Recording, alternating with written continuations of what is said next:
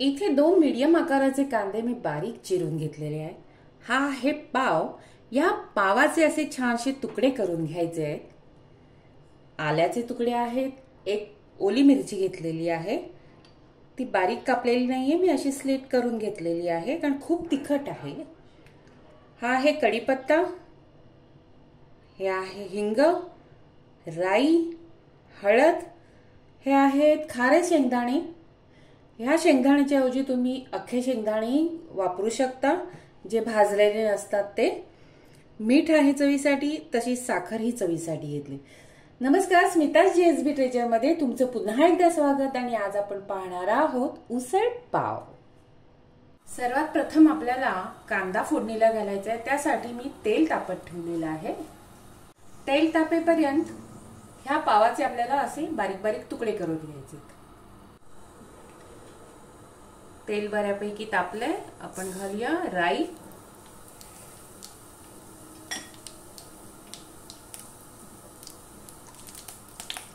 हिंग,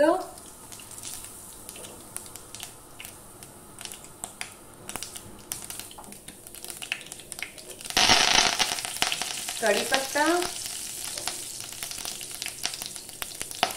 आलं आणि ओली मिरची,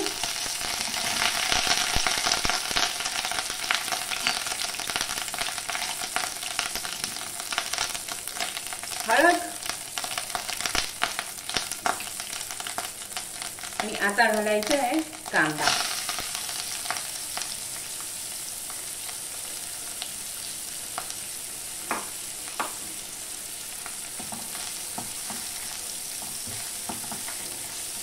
हे चांगल्यापैकी परतून घ्यायचंय।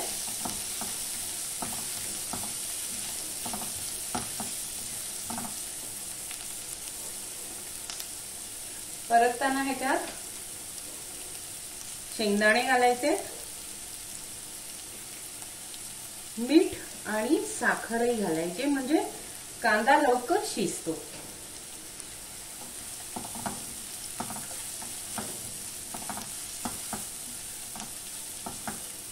आता कांदा शिजण्यासाठी ह्याच्यावर झाकण ठेवणं गरजेचं आहे।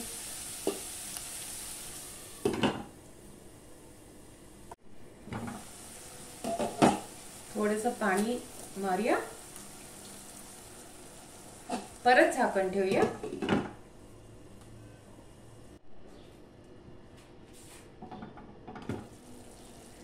कांदा मस्तपैकी शिजलाय। मीठ आणि साखर घातली की हा फायदा होतो, पटकन शिजतो कांदा आणि छान पैकी शिजतो। आता ह्यात आपल्याला घालायचंय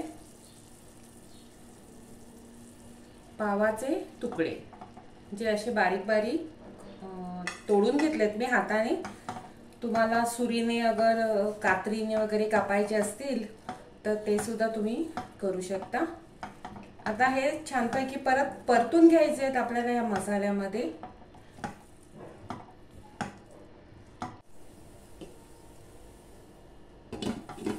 थोडा वेळ झाकण ठेवून मंद अग्नीवर त्याला अगदी 3-4 सेकंद शिजवून घेऊया।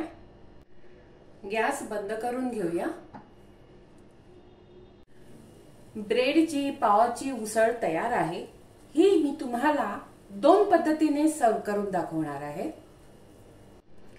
ही आहे पहिली पद्धत।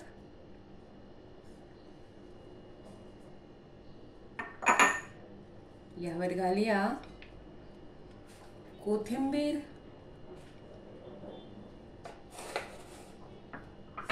थोडंसं घालायचंय खोबरं, वर ठेवायचंय लिंबू, छानपैकी चमचा। ज्यांना आवडत असेल त्यांनी अशा प्रकारे ब्रेडची भाजी किंवा उसळ खायची आहे। दुसरी पद्धत लवकरच दाखवते। सर्व करायच्या दुसऱ्या पद्धतीमध्ये मी वापरणार आहे मिसळ। ही मटकीची मिसळ आहे किंवा तुम्ही त्याला उसळही म्हणू शकता।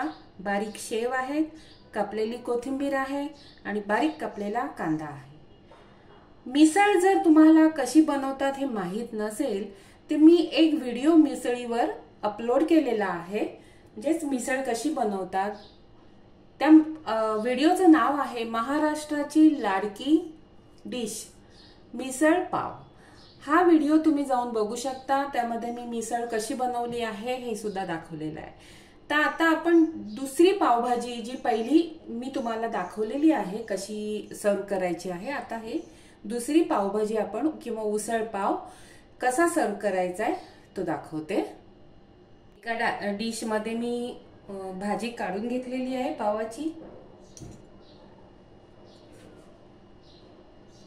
मध्ये आपण तरी घालायची आहे, उसळ घालायची आहे, थोडीशी तरी अशी वर घालायची आहे भाजीवर। वर घालायचा आहे कांदा,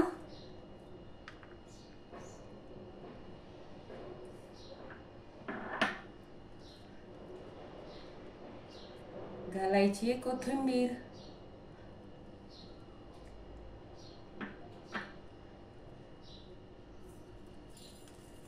आणि वर घालायचे शेव।